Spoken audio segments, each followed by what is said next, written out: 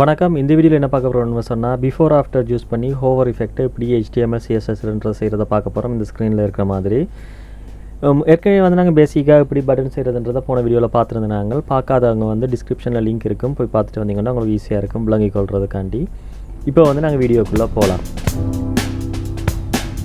So நான் போன வீடியோவில் சொன்ன மாதிரி தான் இதுதான் எங்களோட கோட் நாங்கள் செய்தது. அப்படி இந்த கோட் உங்களுக்கு தெரியலைன்னு சொன்னால் டிஸ்கிரிப்ஷனில் லிங்க் இருக்குது. இந்த ப்ரொஃபைலில் போனீங்கன்னு சொன்னால் அதில் வந்து இந்த ஹோர் எஃபெக்ட்டுக்குரிய கடைசியாக செய்யக்கூடிய லிங்க் இருக்குது. மற்றபடி வேறு எஃபெக்ட்டுகளும் அதில் இருக்கலாம். ஸோ நான் இதை கிளிக் பண்ணுறேன். கிளிக் பண்ணினோம்னு சொன்னால் நாங்கள் ஏற்கனவே செய்த வீடியோக்குரிய கோட் இங்கே இருக்கும். நாங்கள் இதை தான் வந்து இப்போ கொஞ்சம் இன்னும் பெட்டராக செய்ய போகிறோம். அப்புறம் என்ன செய்யணும்னு சொன்னால் ஏற்கனவே 2 படம் எடுத்து வச்சுருக்கிறேன். இல்லஸ்ட்ரேட்டர் ஃபைலில் இருந்து கொண்டு வந்தேன் நான், PNG ஃபைலாக. அதை இப்போ நான் வந்து டெம்பரரி சர்வர் ஒன்றில் போட்டிருக்கிறேன். இந்த வெப்சைட்டில் சர்வரை போட்டுட்டு அந்த லிங்க் எடுத்துருக்கிறேன். ஸோ இந்த லிங்க்கில் இருந்து நாங்கள் அவங்களோட சர்வரில் இருக்கிற இமேஜை டேரெக்டாக யூஸ் பண்ண போகிறோம். ஸோ அதை நான் இந்த லிங்க் எடுத்து வச்சுக்கொள்கிறேன். இப்போ வந்து நாங்கள் எங்கள் இடத்துக்கு வரோம். இதான் எங்கள்ட பட்டன். இப்போ வந்து இதில் நான் கொஞ்சம் இன்னும் பேடிங்கை கூட்டிக்கொள்கிறேன். என்னென்னா எங்களுக்கு ஈஸியாக விளங்கி கொள்றதுக்காண்டி.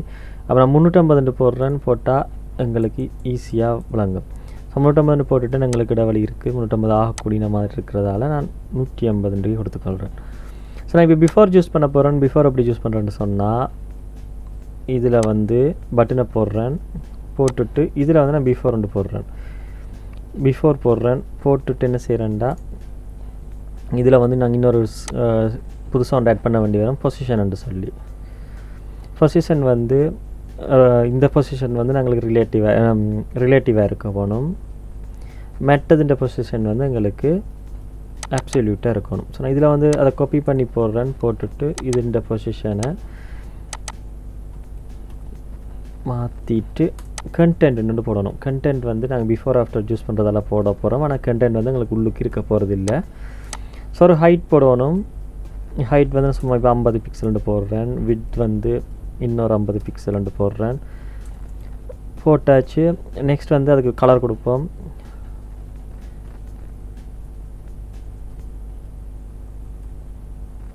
இப்போ ரேட் கொடுக்குறேன்னா என்ன, எங்களுக்கு இந்த கலர் வந்து தேவையில்லை. இப்போ பார்த்தீங்கன்னா உங்களுக்கு கன்செப்ட் விளங்கி இருக்கும்.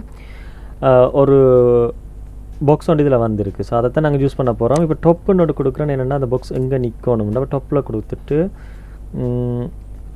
அடுத்தது வந்து இப்போ லெஃப்ட்டுன்னு சொன்னால் லெஃப்ட்டுன்னு கொடுக்கலாம். லெஃப்ட்டில் வந்து நான் 25 பிக்சல் தள்ளி நிற்கணும்னா இப்படி ஒரு இதாக கொடுக்கலாம். இப்போ டொப் வந்து எங்களுக்கு தேவை இன்னும் மேலே வரணும். என்ன செய்யறேன்னா 50 பிக்சல் ஹைட் போட்டதால் நான் 50 பிக்சலுக்கு மேலே தூக்கிக்கொள்கிறேன். தூக்கினோம்னு சொன்னால் எங்களுக்கு இப்படி ஒரு எஃபெக்ட் வரும். ஸோ இந்த எஃபெக்டில் நான் என்ன செய்ய சொன்னால் பேக்ரவுண்ட் ரெக்ட் கொடுத்துருக்கேன். இப்போ நான் என்ன சொல்கிறேன், பேக்ரவுண்டுக்கு இமேஜ் கொடுக்க போகிறேன். பேக்ரவுண்ட் இமேஜ் கொடுக்குறேன். URL கொடுத்துட்டு ஏன் இப்படி URL கொடுக்குறோம் அதெல்லாம் பேசிக் விடயங்கள் அதில் வந்து நான் இதில் பெருசாக கதைச்சி கொண்டிருக்கையில் உங்களுக்கு இது பார்த்தா விளங்குவே. இந்த வீடியோ பார்க்குறீங்க ஏற்கனவே HTML CSS பேசிக் தெரிஞ்சவங்களாக தான் இருப்பீங்க. ஸோ நான் அதை பற்றி கதைக்கையில் ஃப்யூச்சரில் வேணும்னா அதை பற்றி கதைக்கலாம். இப்போ வந்து பேக்ரவுண்ட் இமேஜ் கொடுத்துட்டேன். அதில் பொசிஷனை கொடுக்கணும். அதை வந்து நான் சென்டர்னு கொடுக்குறேன். அதில் சைஸையும் கொடுக்கணும். ஸோ பேக்ரவுண்ட் சைஸ் வந்து நாங்கள் என்ன கொடுப்போம்னு சொன்னால் கண்டெய்னர்னு கொடுப்போம். இப்போ வந்து எனக்கு இந்த ரெட் தேவையில் ரெட்டை தூக்கிட்டேன்னு சொன்னால் உங்களுக்கு பார்த்தீங்கன்னா இப்படி இருக்கும். ஆனால் இதில் பார்த்தீங்கன்னா கொஞ்சம் பிழை இருக்குது. ஸோ அது பிழைன்ட்டு இல்லை. அதை வந்து என்னென்னு சொன்னோன்னா பேக்ரவுண்ட் வந்து ரிப்பீட் ஆகிருக்குது. அந்த ரிப்பீட்டாக நோ கொடுக்கணும். ஸோ பேக்ரவுண்ட் ரிப்பீட் வந்து நோ கொடுத்துட்டேன். இப்போ பார்த்தீங்கன்னா எங்களுக்கு இப்படி ஒரு எஃபெக்ட் வந்துருக்கு. ஸோ இதை வந்து நாங்கள் என்ன செய்யணும்னா இது இப்படியே இருந்தாலும் ஓகே, நீங்கள் இல்லாட்டி சென்டர் பண்ணுறனாலும் பண்ணலாம். ஸோ எங்கள்ட இதில் வந்து முக்கியமாக எங்களுக்கு எப்படி தேவையில்லை. ஸோ நான் என்ன செய்கிறேன்னு சொன்னால் இந்த டொப்பை வந்து இப்போதைக்கு 0 கொடுக்குறேன். கொடுத்தா உள்ளுக்கு வந்து நிற்கிறார். இப்போ வந்து Z இண்டெக்ஸ்ன்ற பாவிக்க போகிறோம். Z இண்டெக்ஸ்ன்ற வந்து லேயர் மாதிரி. இப்போ ஃபோட்டோஷாப்லேண்டா லேயர் இருக்கும். லேயர் மாதிரி இது மேலே கீழே நிற்கிறதுக்கு எங்களுக்கு ஹெல்ப்ஃபுல்லாக இருக்கும். இப்போ நான் Z இண்டெக்ஸ்ன்ற ஒன்று பாவிக்கிறேன். அதில் வந்து இந்த லேயர்களை மாற்றிக்கொள்கிறேன். மாற்றினா முன்னுக்கு பின்னுக்கு போகிறதுக்கு எங்களுக்கு ஹெல்ப்ஃபுல்லாக இருக்கும். ஸோ இது போகையில் அப்புறம் என்ன செய்கிறேன்னு சொன்னால் இதுடைய 0 கொடுக்குறேன். -1 கொடுக்குறேன். கொடுத்தேன்னு சொன்னால் பின்னுக்கு போயிடும். பின்னுக்கு தான் போயிருக்காண்டு பார்க்குறதுக்காண்டி இது ஒரு 50 போட்டு பார்க்குறேன் சரியாண்டு பார்க்க. ஸோ டாப்பில் இருந்து 50 சரியாக இருக்குது. இமேஜ் இருக்குது அதுக்குள்ளே. ஸோ பின்னுக்கு தான் இருக்குது. நாங்கள் இப்போ இதை அனிமேட் பண்ணுவோம். அனிமேட் பண்ணுறதுக்கு பட்டனுக்கு நாங்கள் ஏற்கனவே ஹோவர் பாவிச்சிட்டோம். இப்போ பட்டன் வந்து பிஃபோருக்கு ஹோவர் பாவிக்க போகிறோம். ஸோ என்ன செய்யணும், இப்போதைக்கு நான் எவ்வளோத்தையும் காப்பி பண்ணுறேன். நம்ம எல்லாம் காப்பி பண்ண தேவையில்லாத நான் அழிக்க போகிறேன். இப்போ இதில் வந்து நான் போடுறேன் ஹோவர்ன்னு சொல்லி. நார்மலாக இந்த பக்கம் தான் போடணும் நினைக்கிறேன், இல்லாட்டி அடுத்ததாக போட வேண்டி வரும். ஸோ இப்படி போடுறேன். போட்டுட்டு நான் இப்போ என்ன செய்கிறேன்னு சொன்னால் இதில் வந்து -50 போடுறேன் டொப்புக்கு மட்டும். மற்ற எல்லாத்தையும் வந்து நாங்கள் அழிச்சுக்கொள்ளலாம். ஏற்கனவே ஹோவர் அதில் இருக்குது. ஸோ இதுவும் உங்களுக்கு அனிமேஷனாக நடக்கணும். ட்ரான்சிஷன் போடுறேன், அதுக்காண்டி அனிமேஷனுக்காண்டி ட்ரான்சிஷன் போடுறேன். ட்ரான்சிஷனை வந்து நான் இங்கே போட்டுக்கொள்கிறேன். இப்போ பார்த்தீங்கன்னு சொன்னால் நான் மவுஸை கொண்டு வந்தோடனே அதில் வந்து மேல்ன்றதுக்கு ஒரு ஆள் அப்படியே வர்றார். ஸோ இந்த அனிமேஷனை தான் செய்கிறதுக்கு நாங்கள் இப்போ ட்ரை பண்ணாங்க, அதை செய்துட்டேன். ஸோ இப்போ இதில் மேல் இருக்குது. ஸோ நெக்ஸ்ட் வந்து ஃபீமேல் இருக்கணும். அவள் ஃபீமேலையும் வந்து நாங்கள் ஒரேடியாக போடுறது அப்படின்றது இந்த டியூட்டோரியல்லையே பார்த்துடலாம்.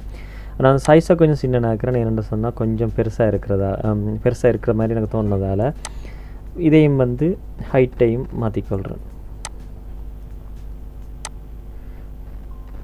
அதில் ஒன்றை மாற்ற போனால் நாங்கள் எல்லாத்தையும் மாற்ற வேண்டி வரும். அதை நான் யோசிக்கல. ஓகே, நாங்கள் இப்போ மாற்றிக்கொள்ளலாம் எல்லாத்தையும். எங்களுக்கு மேலுண்டக்குள்ளே ஒரு மேல் இதில் வரார். ஸோ இந்த பேக்ரவுண்டில் கலர் வந்து அவ்வளோ ஓவராக மாறுறதுன்னு எல்லாம் இல்லை. நான் என்ன செய்கிறேன்னு சொன்னால் அந்த பேக்ரவுண்ட் கலரை வந்து நிப்பாட்டிக்கொள்கிறேன்னு மாறுறதை. ஸோ ஹோவருக்குரிய பேக்ரவுண்ட் கலரை வந்து நான் சும்மாவே விடுறேன். இதுக்கும் வந்து கொஞ்சம் ஓவராக இருக்கிறதால நான் 55 வந்து சும்மா சிம்பிளாக இருக்கிற மாதிரி வர்றேன். ஓகே, 60 வர்றேன். ஸோ நெக்ஸ்ட் வந்து ஃபீமேல் போடணும். இப்போ நான் என்ன செய்கிறேன்னு சொன்னால் பட்டனை திருப்பி காப்பி பண்ணுறேன், இங்கே பேஸ்ட் பண்ணுறேன், ஃபீமேல்ன்ட்டு கொடுக்குறேன். இப்போ எங்களுக்கு என்ன பிரச்சனை வரப்போகுதுன்னு சொன்னால் பட்டன் வந்து பக்கத்தில் இருக்குது, ஆனால் ஃபீமேலுக்கும் வந்து இந்த மேலுண்ட இதுதான் வருது. ஸோ நான் இதில் என்ன சொல்கிறேன்னு சொன்னால் பட்டனுக்கு பக்கத்தில் இன்னொரு ஸ்டைல் கொடுக்குறேன், ஃபீமேலுன்னு சொல்லி. இதில் ஏதோ ஒரு பிளான் வந்துட்டுது, அழிப்படுது பின்னால். நான் நினைக்கிறேன் பேக் ஸ்பேஸ் என்று இதில் மாற்றிட்டேன். ஓகே, அப்போ நான் அதை கரெக்ட் பண்ணிவிட்டு ஃபீமேல்ண்டு போடுறேன். கீபோர்டில் நான் பேக் ஸ்பேஸை மாற்றி இன்சர்ட்ன்றதை மாற்றிட்டேன், அதில் தான் அந்த பிரச்சனை வந்தது. இப்போ ஃபீமேல் இதில் போடுறேன். இப்போ ஃபீமேல் பட்டனுக்கு மட்டும் நாங்கள் சில எஃபெக்டை மாற்ற போகிறோம். அப்போ நான் என்ன செய்கிறேன் சொன்னால் பட்டன் இருக்குது, இப்போ சும்மா அப்படியே காப்பி பண்ணுறேன். நார்மலாக அவ்வளோ தேவையில்லை, ஆனால் இதுக்கும் காப்பி பண்ணுறேன் ஈஸியாக காட்டுறதுக்காண்டி. பேஸ்ட் பண்ணுறேன். பேஸ்ட் பண்ணிவிட்டு பட்டனுக்கு பக்கத்தில் ஃபீமேல்ன்னு எழுதுகிறேன் ஒரு டாட் போட்டு. எழுதிட்டு வந்து இந்த பேக்ரவுண்ட் கலர் மட்டும்தான் நாங்கள் மாற்ற போகிறோம். ஃபீமேலுக்கு வந்து கொஞ்சம் இந்த கலரை போடுவோம். ஸோ கலரோட பேர் எனக்கு தெரியாததால் நான் இந்த கலர்னு சொன்னேன். இப்போ வந்து இதில் பேக்ரவுண்டை மாற்றுறேன். மிச்சம் எல்லாம் வந்து எங்களுக்கு ஒரே மாதிரி தான் இருக்க போகுது. ஸோ நாங்கள் மெட்டதுகளுக்கு வந்து மினக்கடை தேவையில்லை, ஏன்னா ரெண்டுக்குமே பட்டன்ன்ற ஸ்டைலை எடுத்துக்கொள்ளும். இப்போ வந்து பார்த்தோம்னா ஆல்ரெடி அதில் கலர் மாறிட்டுது. நெக்ஸ்ட் அப்போ என்ன செய்யணும், இதுண்ட பிஃபோரை மாற்றணும்.